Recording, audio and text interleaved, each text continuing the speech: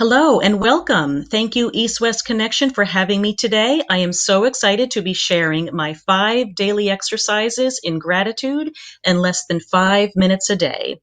I am known as the Gratitude Psychologist, but I wasn't always a grateful person. In fact, I was quite an ungrateful teen and an ungrateful young adult. And it took tragedy in my life to discover the power of gratitude. So it has become my personal and my professional mission to help people discover the power of gratitude and to incorporate that into everyday living in ways that feel good and take very little time. And I discovered the power of gratitude during tragedy. So I was engaged and I was about to start my doctoral program in psychology. Life was going really well. And unfortunately, it appeared to be overnight that my fiance was diagnosed with cancer. He had a lump on the side of his neck, and the prognosis was quite grim from the beginning. And it was during those moments in the hospital with him, after all of the visitors had left, and I would sit by his side and enjoy a simple cup of hazelnut coffee, when I truly discovered the power of gratitude. Now, my 26-year-old self didn't understand what I was doing at the time. I didn't understand why that cup of hazelnut coffee brought me so much comfort. Only in hindsight did I realize that what I was doing was practicing gratitude. After all of the visitors had left, it just brought me comfort. The warmth of the cup, to be sitting by his side, the smell, the aroma brought me back to my teenage experiences of sharing a cup of coffee with my mother. That every single day was filled with so much unpredictability. I didn't know if he would be able to open his eyes and look at me that day. I didn't know if he would be able to speak. I didn't know if he was going to live or die that day. Every single day was filled with tremendous unpredictability and anxiety. But the one thing that I could rely on that was so predictable was that cup of hazelnut coffee. So that is why gratitude means so much to me, because I truly understand how it transformed my life and got me through the most difficult time of my life. So it has become my mission to help people find ways to incorporate that into everyday living in ways that feel good. So I would like to start off with a question, and that is, do you think that it takes happiness in order for you to be grateful? In other words, do you feel that you need something wonderful to be happening in your life in order to feel grateful? Or do you believe that if you are grateful, then the happiness can follow? And I think that most people tend to think that we first need something to be happy about, and then we'll feel grateful. But I hope that at the end of this presentation, you will discover ways that you can start to become more, to practice gratitude, and that you truly will feel how you can create your own happiness. So let's start with the very first simple exercise, and that is simply to say the words "thank you" out loud before your feet hit the floor. That's it. Just say thank you out loud. And at this point, you don't even need to be thankful for anything in particular. It's simply to say the words thank you. So when you're groggy, when you wake up, when your brain isn't quite thinking clearly, you don't need to think about what you're grateful for. Just focus on those words thank you. And the reason this works is because all of our lives, those words thank you are associated with positivity. We thank people for nice things, for wonderful things that people do for us. We don't thank people for crummy things or hear that word in a negative context. We only hear it surrounded by positivity. So automatically our brain goes to the positive. And neuropsychologists call this priming, brain priming. So you are literally priming your brain to get ready for all of the goodness to come your way simply by saying those two words, thank you. And that really just takes 2 seconds. So there's your first exercise that takes 2 seconds. And I just want to remind you that you don't even need to be thankful for anything in particular, just to say the words thank you, and your brain will literally do the rest for you. And it also gives a dose of feel-good neurotransmitters in your brain. As I mentioned before, when those words are associated with positivity, we get a dose of feel-good neurotransmitters in our brain. So your brain is doing the work for you and help to set the stage to notice all of the goodness around you and that is to come your way that day. And the next exercise is to set the intention of in the morning to be more grateful and to be more aware of all of the good things around you, to set your intention to be more grateful. So what does that mean? By setting your intention, it can be something like just talking to yourself, help me be more aware of all of the wonderful things that are going to happen to me today. And the reason that this is effective is because it activates part of our brain called the reticular activating system. This is part of our brain that is responsible for filtering out all of the information that we're bombarded with all day long. We simply cannot attend to it all. It's literally impossible. So when we set our intention at the beginning of the day, it helps us to pay more attention to what we would like to see and be more aware of, and pay less attention to what we do not want to be in our awareness. And over the course of time, you will notice as you set your intention to be more grateful that you truly will find more things to be grateful for. And you may be less aware or even not even notice the things that you might have previously complained about. And that is because your reticular activating system is doing its job. So I like to give an example. Let's say, for example, you're in the market for a new car. And for me, I have dreamed of having a white Jeep. So before purchasing that Jeep, or before it was in my mind, I didn't notice the white Jeeps all over the highway. But then as soon as I had it, my mission and my plan to purchase a white Jeep, all of a sudden I noticed all of the white Jeeps all over the road. And if you're a Jeep driver, you know that Jeep other drivers, they wave to each other. So now I actually own one, and I find myself waving all of the time, where previously it was not even in my awareness to notice the other Jeeps on the road. So that's the way the reticular activating system works. It helps you pay attention to things that are important to you, and less attention or not even notice the things that you do not want to pay attention to. So over the course of time, you will find that there's more to be grateful and to celebrate, and less or not even aware of the things that you previously may have complained about. That is your reticular activating system doing its wonderful job for you effortlessly. So it doesn't change the world. What's going on in the world is still there. All of the negative things that may have bothered you before are still there, but it helps you to pay less attention to them and notice, on the flip side, notice the positive, to focus more on what is going well in your life and to celebrate that. So we begin to see the world in a positive light. We are noticing the good things and paying less attention to the negative things or things that we may have previously complained about. So I would like to challenge you. How do you plan to set your intention? There are so many different ways that this can actually play out in your life. You could sit on the edge of your bed after saying thank you. You could sit on the edge of your bed and set your intention then. You could do it on an ottoman or a chair in your room. You could do it while you're taking a shower or brushing your teeth or getting dressed. Make a commitment to yourself in one way or another to set your intention to be more grateful, to notice the good all around you before you actually leave the bedroom or bathroom and start your day. And the next exercise is to express appreciation for an important person in your life every day. Just think about one person who has had an impact on your life and think about how you might express appreciation.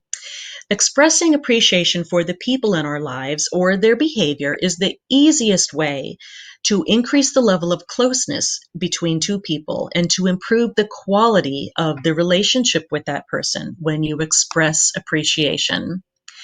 Because when we do that, we make the other person feel good. And we ourselves are experiencing a boost in mood. In fact, the research shows that the person who is expressing the appreciation actually feels even more of a boost in mood than the person receiving the appreciation. So it's a wonderful way to make somebody else feel good, but also makes you feel good in the process of doing so. And this works especially well for things that we expect, things that we take for granted. So yes, your partner is supposed to take out the trash or supposed to unload the dishwasher. Your child is supposed to do his or her homework or clean his or her bedroom. But when we express appreciation, even for things that are expected and that we might take for granted, it helps to foster that closeness in a relationship.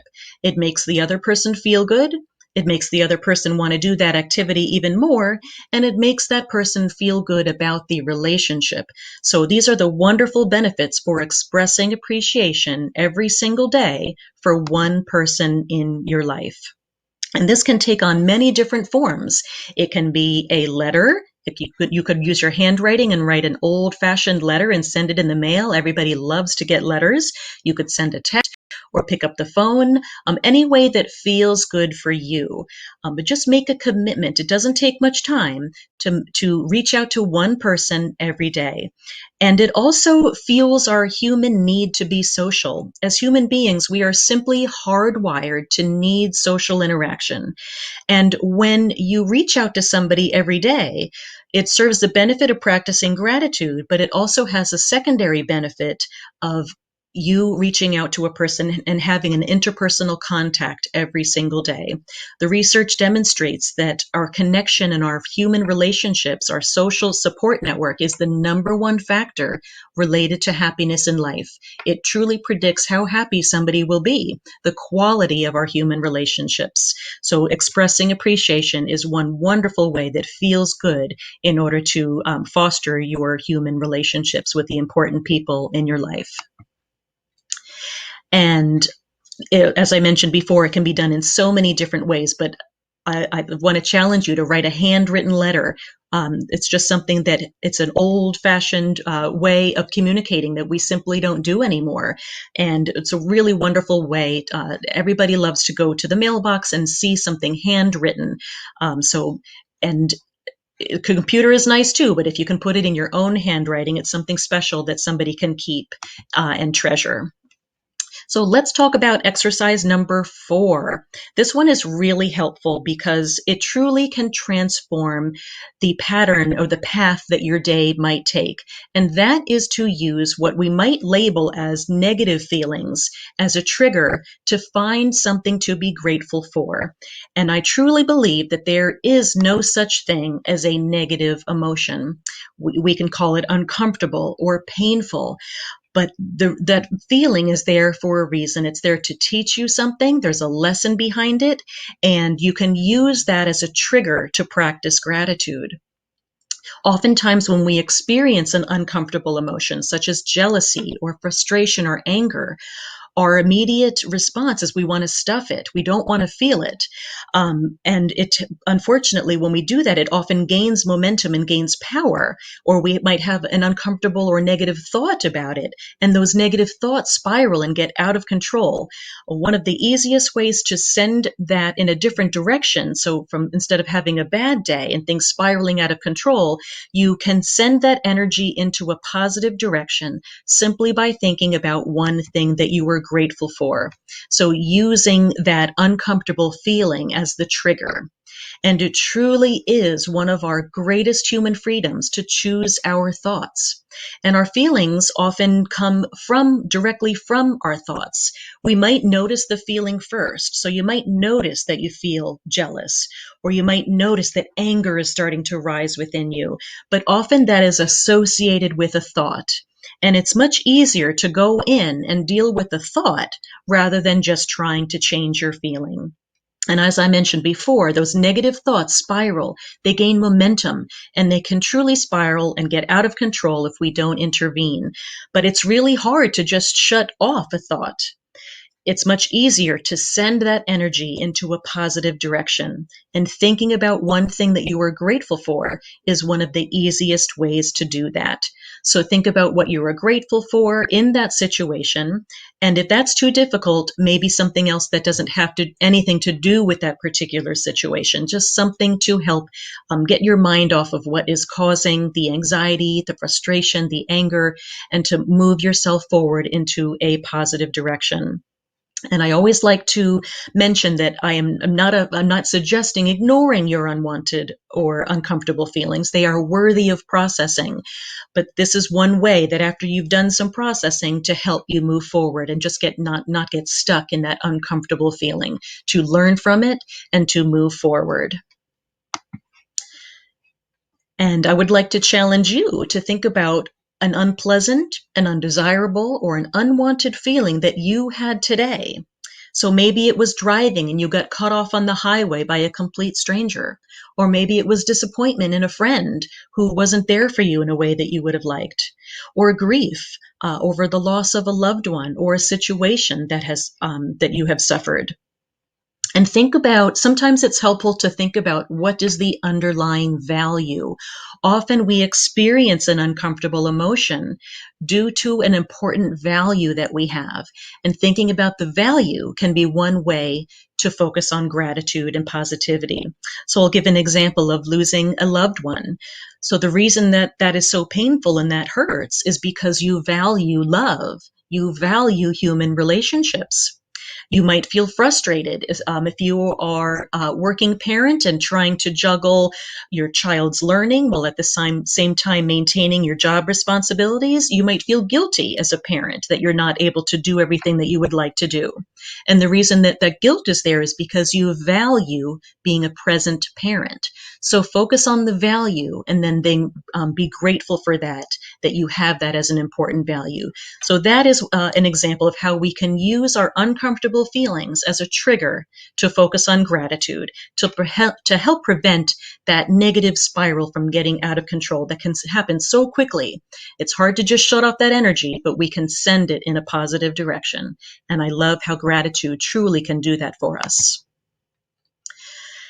So think about what good might come out of a situation, even if that situation is so uncomfortable and so painful. If you can think about one good thing that can come out of it. And for me, I love sharing how gratitude during that awful time of my life in 1994, when my fiance was suffering tremendously, that now the good that came out of that situation is that I truly learned the power of gratitude, and that has become my mission to share that with other people. Sometimes it's difficult to find that in the moment when you're in the depth of pain and sorrow, but to trust that it will come. And when you can focus on that, it does help us move forward through the difficult times in our lives. And it helps, as I mentioned before, it just helps prevent us from going down that downward spiral that so often takes us, can take such hold of us. And gratitude is a wonderful way to just shift your energy, to shift your thinking and send it in a new positive direction. Now let's talk about exercise 5. I love this one because it is a really helpful way to fall asleep.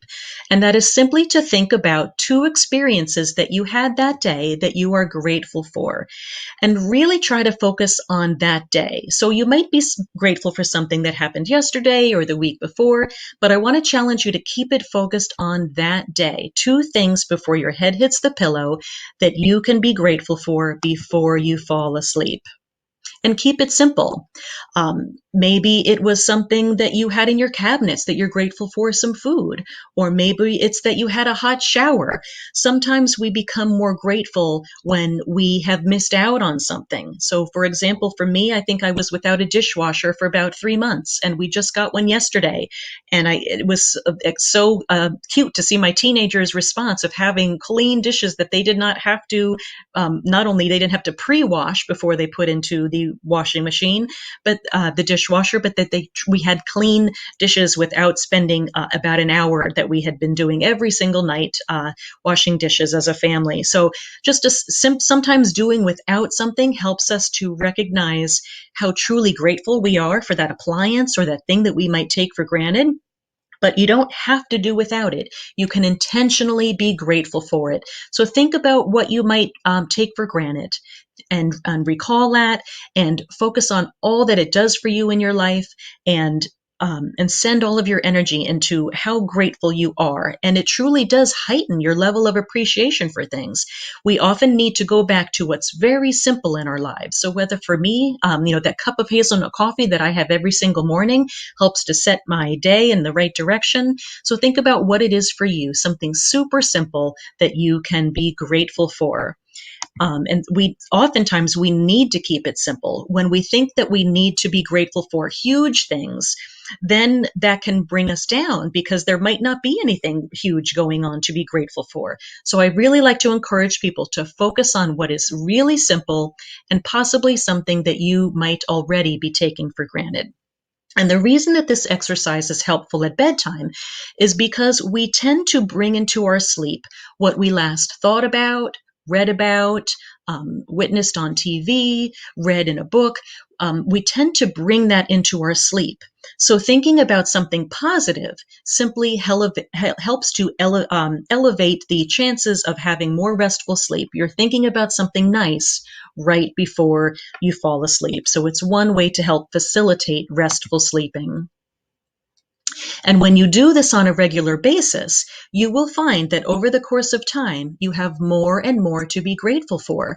And the reason that this is happening is because you are utilizing that part of your brain that we talked about before. The reticular activating system is doing its job. It's helping you to notice the good. So when you do this on a regular basis and you truly hold yourself accountable, you will notice things happen during the day. And it's almost like a light bulb goes off in your head and you say, oh, you file that little piece of information away. I'm going to recall that tonight before I go to sleep. Oh, I need to shelve that for before I go to sleep.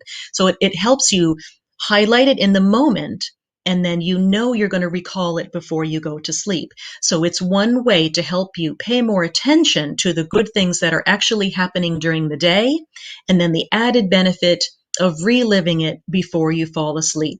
So you're experiencing that wonderful feeling twice, the same event, but you get to experience the goodness that comes with it twice by recalling it at bedtime. And over the course of time, you will notice that you truly do see more to be grateful for. And this is because you are literally rewiring your brain to be a more positive thinker. It does take time. It's not going to happen overnight, but the studies show that when people practice this exercise on a regular basis, you truly form new neural pathways in your brain to be a more positive thinker. The brain scans show us that. I love that we have so much technology now to see what happens in our brains when we practice gratitude. So it's not just some foo-foo or some fad, some fluffy thing to talk about. It sounds nice, but there's brain science behind gratitude, and the studies in functional MRIs show us that when people who considered themselves to be lifelong pessimists and lots to complain about, when they practiced gratitude on a regular basis, they rated themselves as optimists. So they went from seeing themselves as pessimists to optimists simply by practicing gratitude and thinking about what they're grateful for. And it also, as I mentioned before, when we think about what we're grateful for, whether it's a person, a situation, or an object, automatically we get a dose of those feel-good neurotransmitters in our brain. So it feels good in the moment. We automatically feel that it elevates our mood.